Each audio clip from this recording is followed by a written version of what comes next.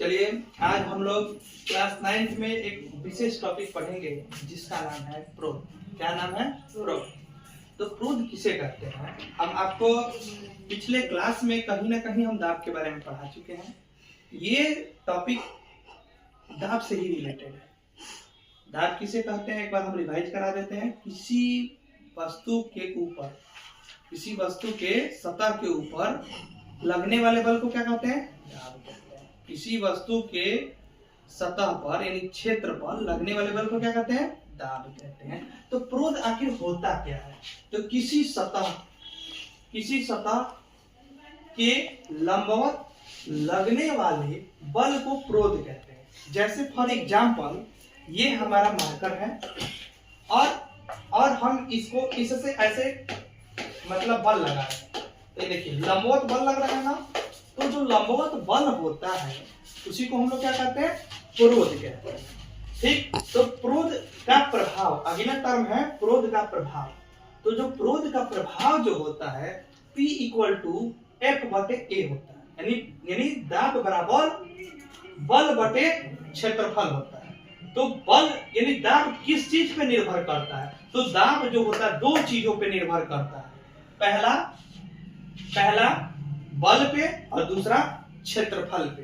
तो बल पे दाब कैसे निर्भर करता है? बल जो होता है दाब के समानुपाती होता है। यहाँ पे देख पा रहे हैं कि यदि बल लगाएं यानी अधिक बल लगाएंगे तो दाब क्या अधिक होगा, अगर बल कम लगाएंगे तो दाब कम लगेगा।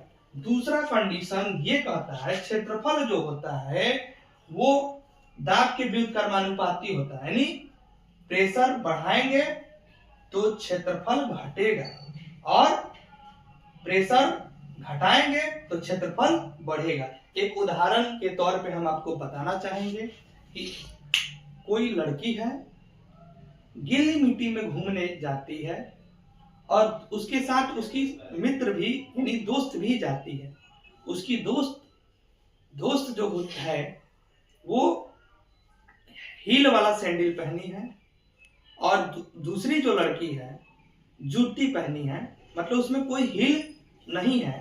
तो प्यारे बच्चों हम आपसे पूछना चाहते हैं कि कौन धंसेगा, हील वाला सैंडल या जूती? तो उत्तर होगा कि हील वाला सैंडल पहले धंसेगा। आखिर क्यों? क्योंकि हील वाले सैंडल में क्षेत्रफल कम होता है, इसलिए उसके ऊपर दाब क्या लगेगा? दाब क्या होगा? अधिक लगेगा।